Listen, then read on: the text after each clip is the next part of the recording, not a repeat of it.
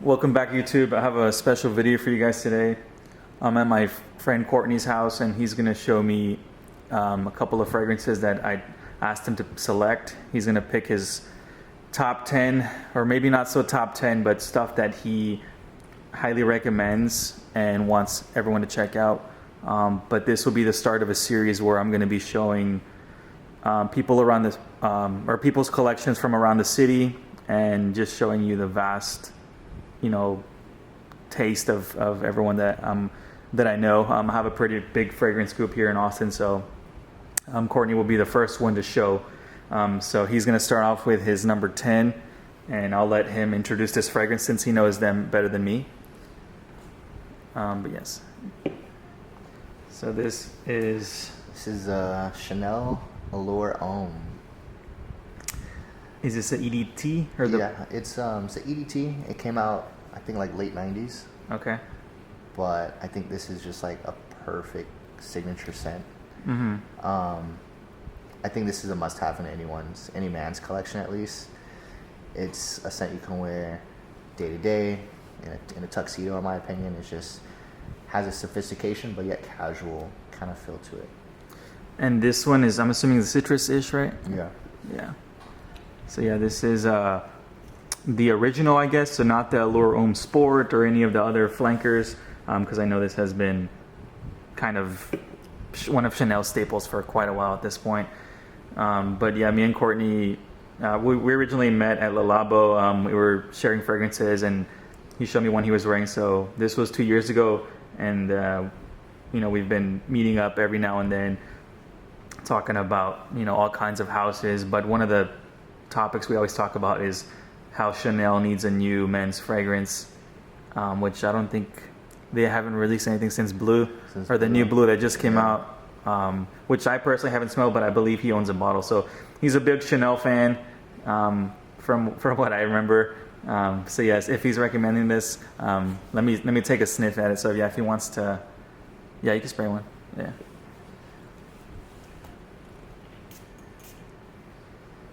And so I'll smell it and let me know. I'll let you know what I think about it. But like you said, very classic. Chanel is very classy as well. Very light, I would say. Mm-hmm. But you do have that. Is there citrus in here? Yeah, a lot of like some citrus notes, orange, of course. But I like the florals. You get like the peach. Some jasmine, mm-hmm. And then it dries down like kind of, I would say, like sporty. You mm-hmm. got like the nice earthy undertones like moss and. Yeah, for being from the 90s, this feels very modern, I would say. Timeless. Very timeless. Yeah. But yes, like you can detect older vintage fragrances, and I guess at this point you can consider this vintage, as far as the years go, but it does have still a modern touch to it. So good recommendation, good way to start off, number 10. He's now going to or any other thoughts on this one before we move on? I mean, the flankers are cool. I think all the flankers have their place and they're all pretty good.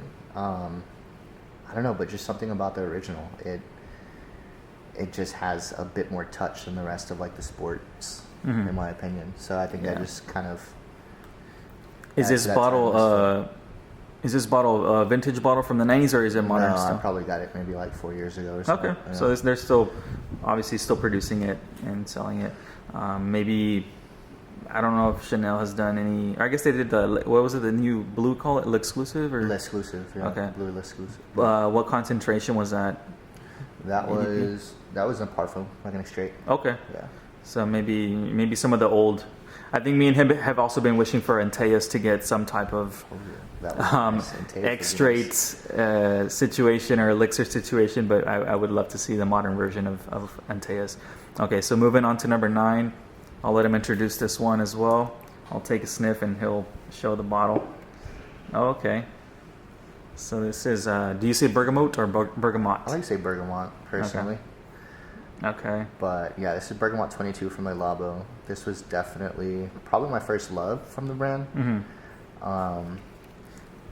In my opinion, one of the best citrus fragrances of all time. just so ripe, super juicy. Mm-hmm. You get that nice grapefruit with like the orange undertones from the petit grain and the orange flower. So yeah, this is I mean, what the name suggests, right? So you got bergamot. If you don't know about Le Labo, they make fragrances based around a note. They don't all necessarily, have that all the way, but this one does. This one's definitely a bergamot forward fragrance, very juicy and ripe. I do get like a little bit of a orange rind in there, honestly.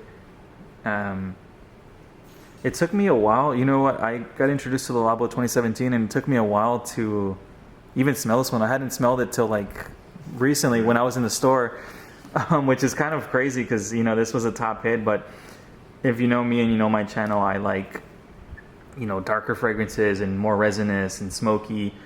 So something like bergamot was never on my radar.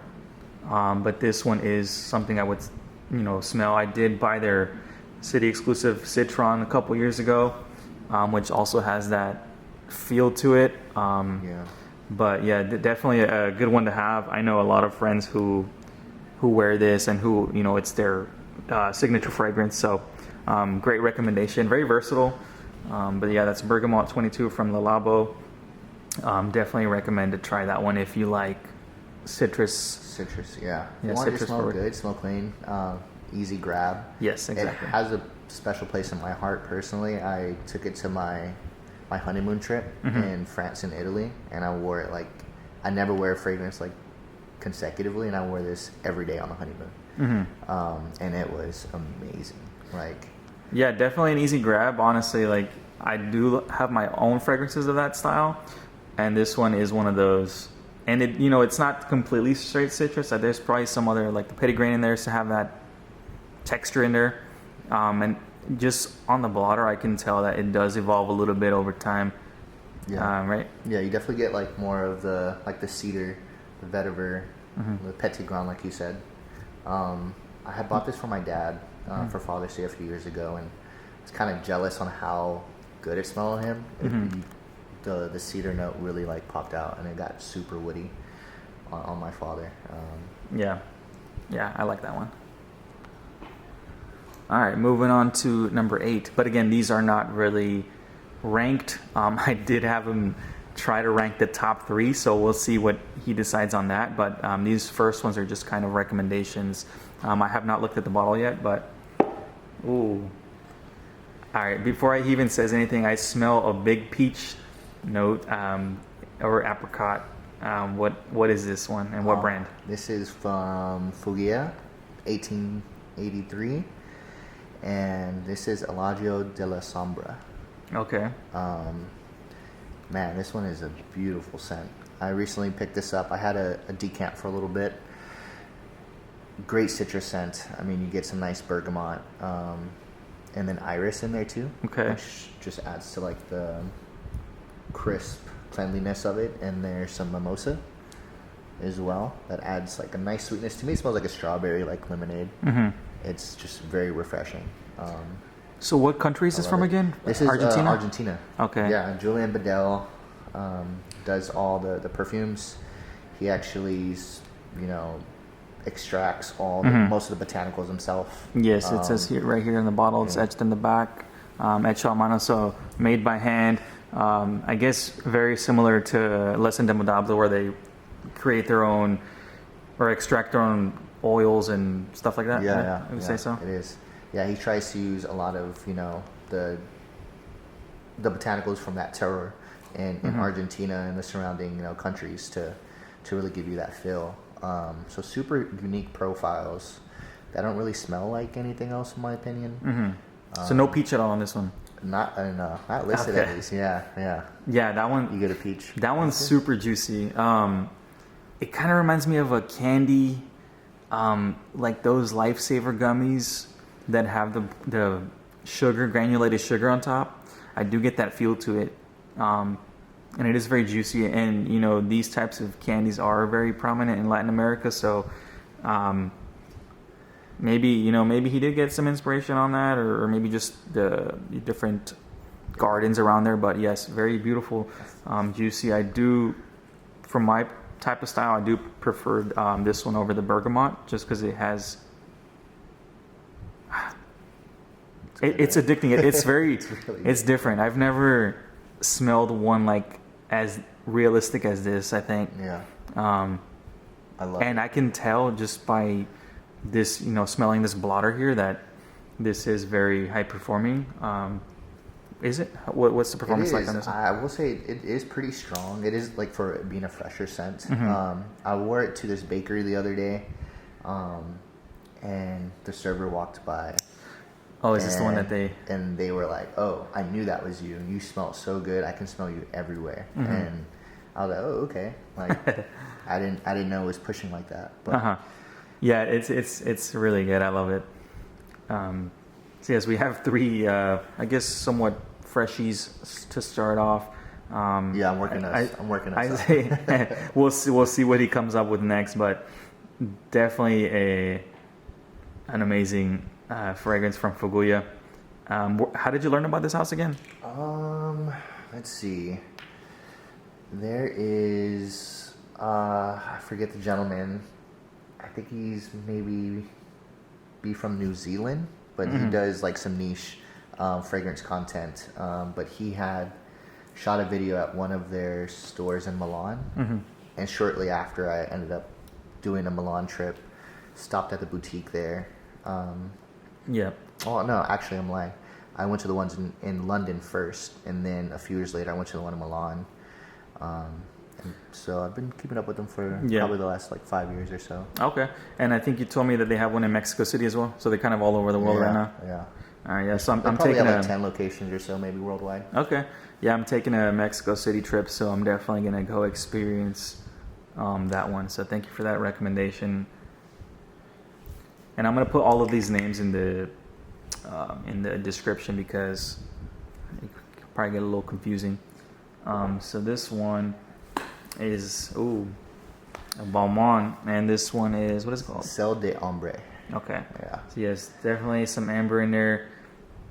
I get pink pepper, or maybe just some type of pepper in there. Some woods, but walk us through this one. What is it? What's the composition? I think the name kind of doesn't paint the whole picture. At least for me, I was expecting something a lot more gooey, ambery, warm. It does have that kind of lingering in the back, but to me, it's a tea scent. It has some black tea in there. Okay. I think Rokiri black tea, and to me, it's one of the most realistic like black tea scents I've ever smelled. Interesting. If you ever steep loose leaf tea, black tea from the bag, like you definitely get that. Yeah. And then you have like some very mineralic undertones. I think their amber accord that they use is more mineral forward, with tons of incense as well. Yeah, this is really rich. This is my style of perfume. Very, I think it's balsamic. Yeah. But I do get all the notes you're talking about. They just blend it so well that it's just like this cloud of incense, honestly, like enveloping like this beautiful leathery. Do you get tea? Yeah. I just got the tea a little bit. I don't drink much tea, so that's why I didn't make the connection. But I got some black tea. But I can see that for sure. Yeah. So yeah, this is like a beautiful. I personally would wear this in the summer. I know some people would think I'm crazy for that. I don't know. Really? Do you wear it? No. I think it's okay. I wore it a couple years ago, and it was a bit much. Like for me, I can see how it can be, too much for somebody. But this one, I can see it's not like gonna be cloying to me. It feels more comforting. And I probably would do like maybe like a opinion. summer night if it's not like too hot outside, like too humid. Yeah. Because it does project. Yeah, so yeah, this one's from Balmain. If I'm not mistaken, Quentin Biche. Okay, maybe that's why I like it.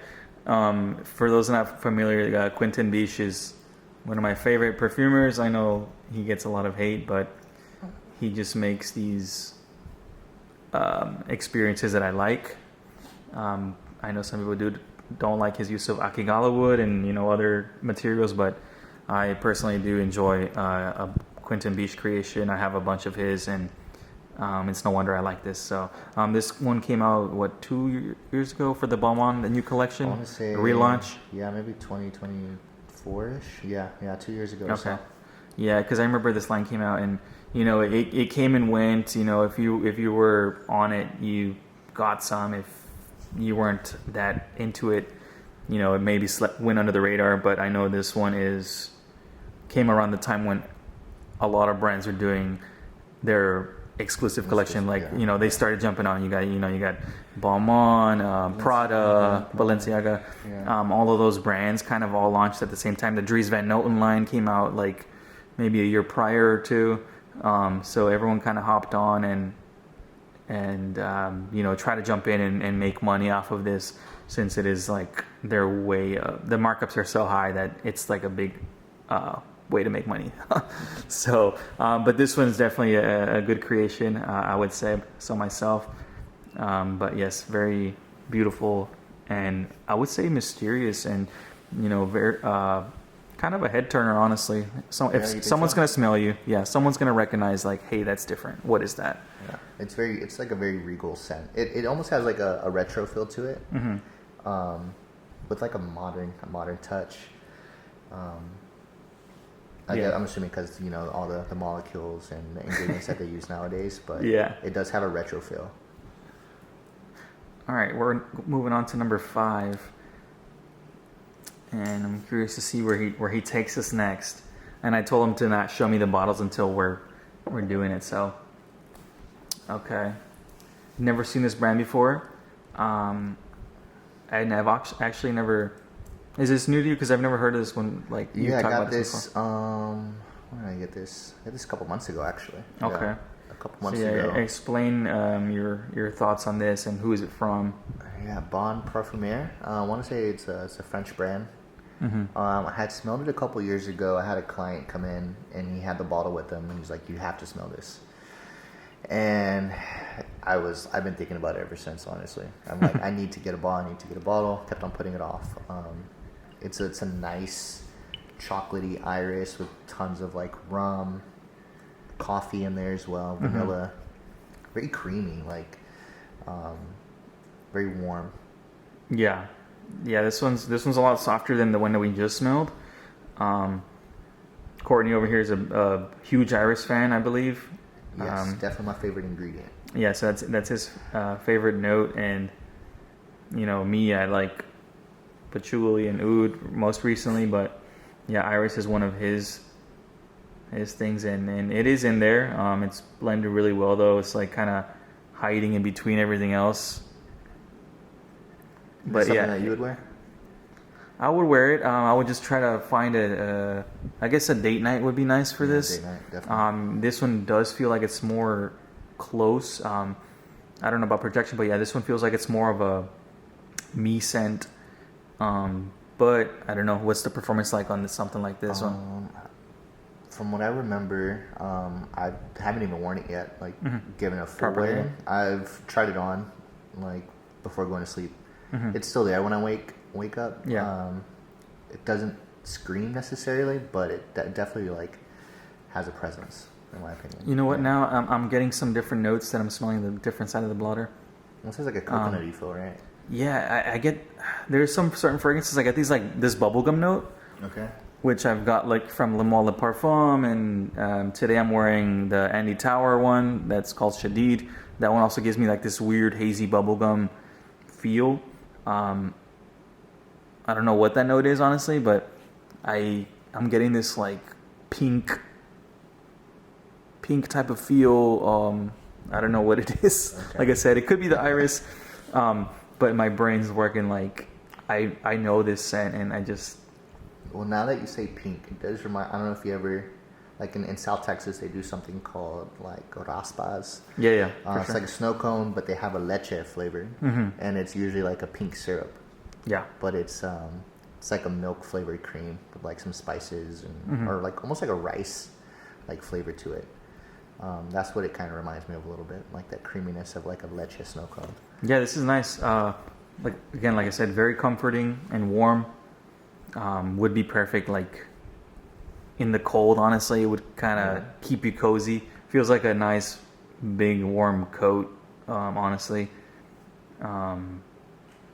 Gourmand qualities, but I think it's like more classy. Very, very gourmand, but not like not an edible gourmand, but more of just like a sweet-ish, but not so sweet. But yeah, beautiful fragrance. I'm still smelling. My nose has been up against the blotter for like since we were talking about it, just because it's very, very addicting. I think you'll appreciate this next one. All right, let's see what oh. This one I know personally quite a bit. So this one's Labdanum 18.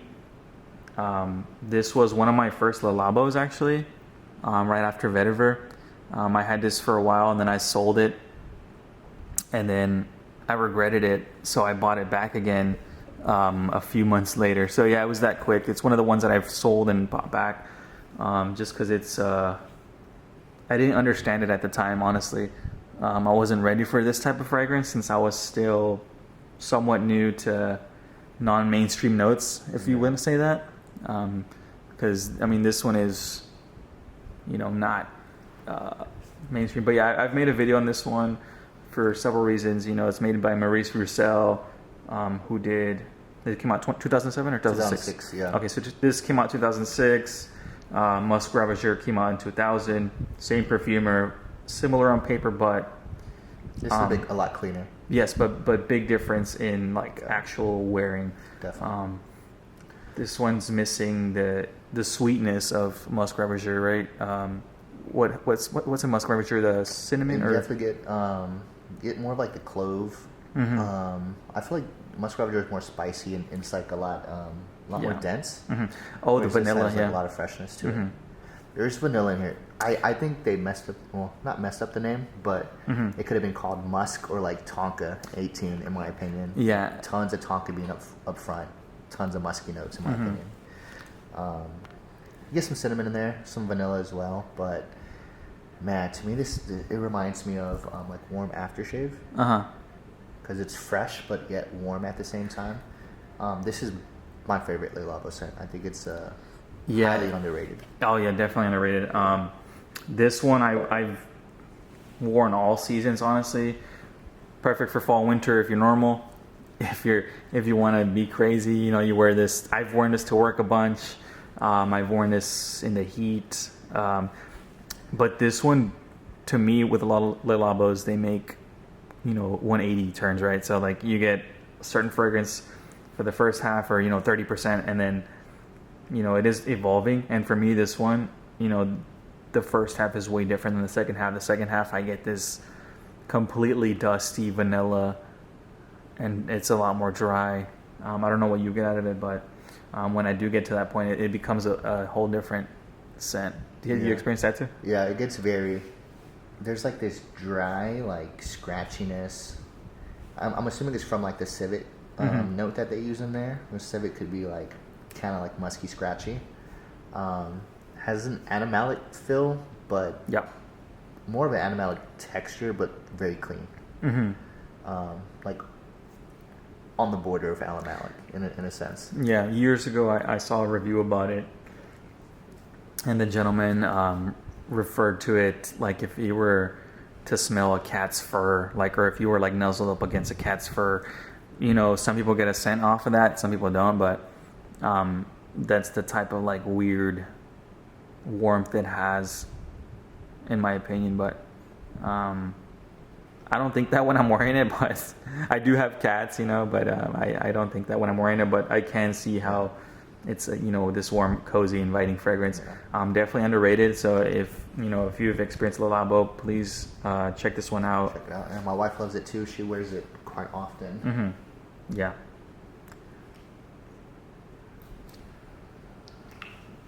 Okay.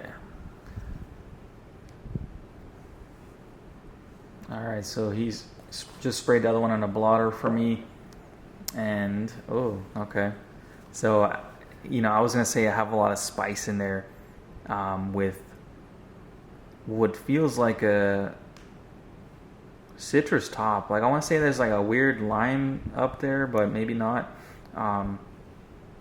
definitely resinous and spicy and woody. But this is Myrrhe Mystere by Tom Ford. Oh yeah. So this came out pretty recent, right? Or Yeah, I no? want to say 2023. Yeah. Yeah. So yeah, Tom Ford's, they were one of the first houses that like had, these types of fragrances. They've had their ups and downs, but recently I feel like they're on the come up again. I feel like they've released Right. some of their best stuff recently, in Yeah. my opinion. I know that's crazy to say. Yeah. I think this is amazing. And same with another one we've talked about with Creed. Creed has gone through a bunch, and so yeah, this is Myrrhe Mystere. But yeah, explain to me what you get from this one. I definitely get almost like cola-y, like root beer fizziness up top at first. Okay, yeah, I'm getting that now that I let it breathe a little bit. Yeah, very very warm. I want to say they use this proprietary ingredient called Ultra Vanille, just like a different form of vanilla, with vanilla as well. So it's super sweet, but gooey, warm. I love it. I think it's very sophisticated. What is that like? What am I getting up top? Like, what is there citrus or anything like that? Or you have no idea? Because I'm getting this like don't uplifting. think I've ever seen like I'm getting this uplifting note in there that that's bringing me back. But it could be like a citrus. Yeah, or it could be like some floral that's like. I know there's Making there's it jasmine. It could be the jasmine. Okay. And then they I guess they have it listed as like an absinthe like kind of feel to it. Yeah, I do get that. Maybe that's what I'm getting. Yeah. Yeah. I do get this like slight mentholated top note that's pretty addicting. Yeah, so this one's nice. You wear this one? Oh yeah, for sure. Yeah, Yeah, this it's one's really nice. really good actually. Yeah, it's really nice. Yeah, so this one's amazing. Yeah, I was collecting Tom Fords for a while. I love Tom Ford, and they come and go in my collection, but this one's definitely one that I would wear myself.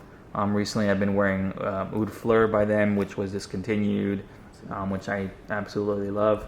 And this one is very Oud Fleur like, but not as dense. You do have that bright uplifting thing. Whatever is in there is making that. I have no idea, but yeah, I think really good. Jasmine can get like very sweet and sugary in my opinion. So it could be that. And Myrrhe itself has some warm citrusy like undertones too. okay. So Maybe could be that. could be that. All right, so that was number 7. Are we in the top 3 section yet, or do you still want to just refer to this as a? What do you think? Yeah, we'll do top 3. Okay. All right. So next up we're gonna have a top 3 fragrances at this moment. Of course, if you're a frag head, that changes pretty regularly. Top 3 for today's video. Top 3 today. Recommendation is what I told them. So this one. Oh, okay.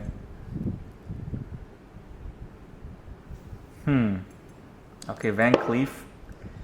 So we got Encens Precieux. So yes, we got a Van Cleef and Arpels fragrance here.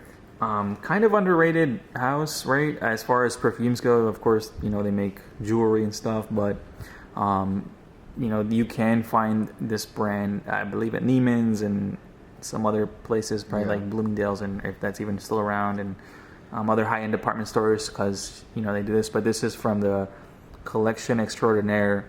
So yeah, Encens Précieux. Yeah, this is kind of off the beaten path of most of the Van Cleefs that they have in this collection. Whereas those are more so like quiet luxury, very classy, very soft.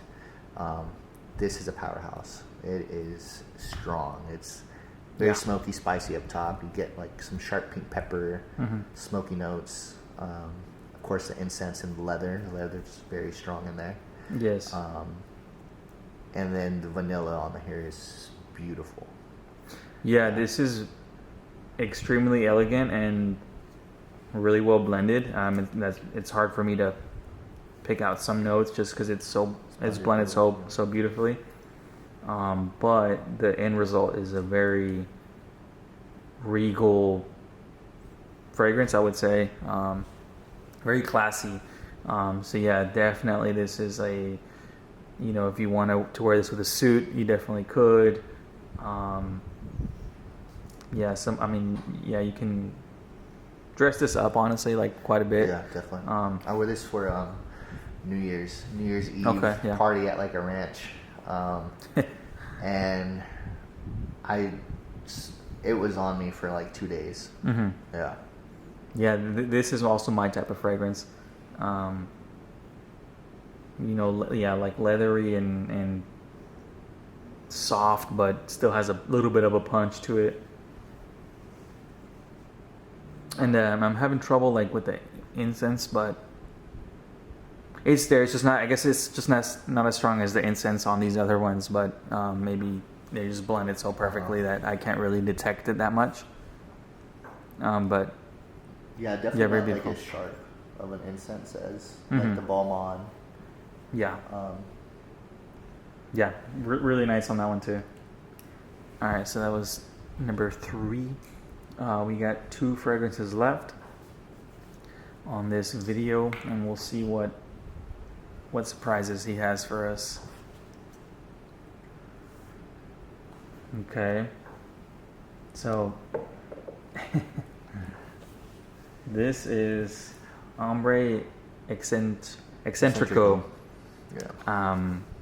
From Armani Privé line. So yeah, Armani has a Privé line as well, but they have quite a bit of fragrances, right? They have at least 20 to 30 now. Yeah. So in case, you know, you get lost, most of these types of houses now have like an infinite amount of fragrances, which could be good or bad. You know, if you're trying to be a collector, it's bad for your wallet. If you're just trying to find your scent, it's great because, you know, they have something for everybody. But this one is another amber fragrance, Definitely. which is more actual amber on this one. You do get this kind of very smooth amber, very rounded, not many jagged edges on this one. No. Very smooth, yeah. Very smooth. Is there leather in this one as well, or not really? I wouldn't say like in the forefront. They use something called prunol, which gives off like a dried fruits, like prune kind of feel to it. I love this one. This is one of my all-time favorite ambers. It's so classy, so warm. To me, it smells like warm sand. Like if I had like heated sand, it would smell like this. There's cinnamon in there, patchouli, lots of patchouli in there. Honestly, I think Armani has one of the better Privé lines out there. They have underrated for sure. Really, really good scents. Beautiful bottles too. This one's what, 50 or 100? 50. 50 mil. Okay, so this is 50 mil. I like this size of bottle. I think it looks proportionate. You know, they do have bigger ones, which kind of look a little crazy, but I love the little rock up here. Very classy looking. Beautiful to be on the shelf, but also a beautiful fragrance. Do you know do they release their perfumers' names, or you know? Yeah, let's see who it is. Yeah, because Cleef Becker. Okay. But she does a lot of the Killians, so that makes sense why I love Killian. I'm surprised I didn't add a Killian, honestly, on this one. But this is one of the. I remember smelling this back in maybe 2018 or so, and this blew me away.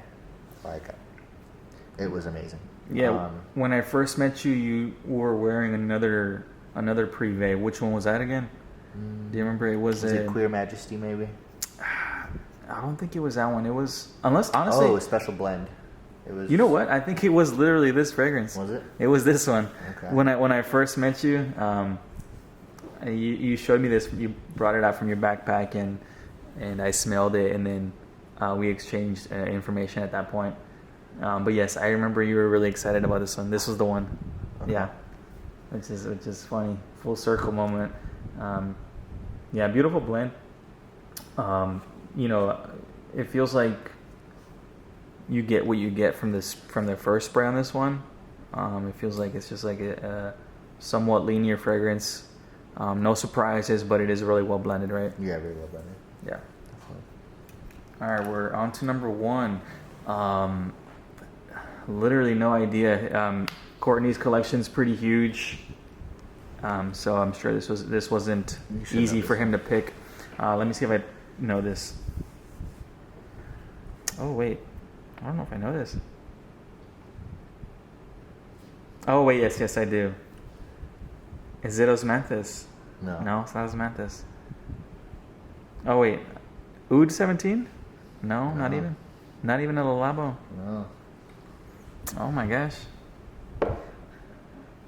Enigma. Oh, Enigma. I didn't know it because I don't have it. Oh. I don't have Enigma. Okay. But yeah, so it's funny. I was showing him my collection of Bortnikoffs earlier, and I mentioned one of mine smelled like cola, and this is the one that people. So this is Enigma, other known as Creation E, I believe. This was my wedding scent. This is. It took me probably a year to figure out what I was going to wear for the wedding. And I feel like this checked all the boxes. Mm-hmm. Yeah, this, like, I'm a big Roja head, and I love it. This one's great. I never got a bottle myself. I almost did at one point, but yes, this is It's a masterpiece, classy. in my opinion, Well blended. The quality is there. You can feel the quality, and yes, it's very unique, addicting, comforting. Really unique, actually. Like, you're getting these waves of these notes. Like, it's not static at all, which from my experience, like Rojas, I feel like I smell them and they're always like changing. Yeah. Whereas, some of these other ones, I kind of said it was linear because, Not this one. I was smelling them and nothing was changing on paper, but I'm smelling this blotter right here, and, every sniff is something different, which is one of the things I love about certain fragrances, where all the different notes can be detected separately, but also at certain points they all blend together, and then other points they're all separate again. So that's what kind of keeps it fun, and I feel like this one has a good like sillage to it. Like I feel like it would project a lot, right? It does. Yeah. Mm-hmm. It definitely has a presence without being like overwhelming, but you'll definitely get noticed. Yeah, for sure. You'll definitely get noticed. That cola up top with the citrus and the warm notes, the ginger, is beautiful, and then it gets a little more spicy. You get like some tobacco. I think there's cumin in there as well. So well blended though. It just smells like someone who has their shit together. Yeah. No, I'm surprised I don't have this one because I absolutely love it.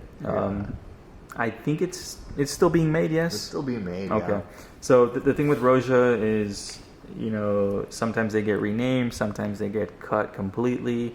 One of my favorite Rojas, called Fetish, is apparently discontinued, even though that one's also, in my opinion, a masterpiece. That one's also special to my heart. But Enigma, definitely recommend if you're trying to be unique, if you need something different. But the main key here is wearable. So this one's definitely wearable. It's unique enough to stand out, but I would honestly, I think anybody who would smell this will like it. There's no way you don't like this one, I think. No, yeah, for sure. For sure. I was having my wife try out all these different fragrances that I thought I could wear for the wedding, and she was just like, no. And then I came home with this on one day, and she was like, yeah, you're wearing that to the wedding, right? And I was like, yeah, I am. That's awesome. And that's kind of why I wanted to make this, because everyone's collection, just to begin with, is so different. I have one of these in my collection, but I like to experience different brands. I've never smelled Fueguia, or didn't know about them until he told me about them. This one's completely new to me. Same with some of these other ones. But that's the thing about it. Every fragrance has something special. I'm sure you remember this trip vividly, and picking that fragrance out, or this one, or any of these, and not even just selecting them, but actually wearing them on special nights, such as the wedding night, or whatever else around here. But yeah, any last thoughts on on this or any last things? Yeah, nah, thanks for honestly, yeah, this video is pretty cool. I'm interested to see what other people wear as well. These aren't, I would say definitely the Enigma is like probably my favorite. Yeah. The other ones, You can rotate these out for are sure. definitely- Like if we made this in a yeah. couple months, like he'll have a I'll completely have different. completely different. I really just picked some stuff I thought maybe Mario hadn't tried yet. Yeah. Yeah. So like Courtney said, oh my gosh, I'm still smelling It's Enigma on paper. so good. It's so amazing. good. But yes, let me know what you guys think of the video. I'm gonna try to, recruit some other people to show me their collections and share their thoughts and feelings on certain ones and memories and all of that in between. Hopefully you can experience something different, or if you like the way this bottle looks, or are interested in a perfume from another country, feel free to dive in. But yes, I'm gonna reach out to a few more friends in town. Their collections are also incredible, and that's kind of the new series we're gonna start. And sorry if it's long-winded. This is now at 41 minutes, which is some people love that. I can probably split it in two, but yeah. It was like 10 minutes. Yeah, so me and him like to talk about fragrances, so that's kind of why we did it. This could have gone way longer, but we wanted to kind of speed it up. But yes, this will be an ongoing thing. But thank you, Courtney, for allowing me to come to your house and showing me your fragrance. But yeah, without further ado, thank you so much for tuning in, and let me know if you have any questions or thoughts, or if you want me to keep doing this. But I know that real frag heads do like this type of content that's very, on the spot and not scripted or anything like that. So that's kind of what we're trying to do here. So thank you for tuning in. I'll catch you guys later.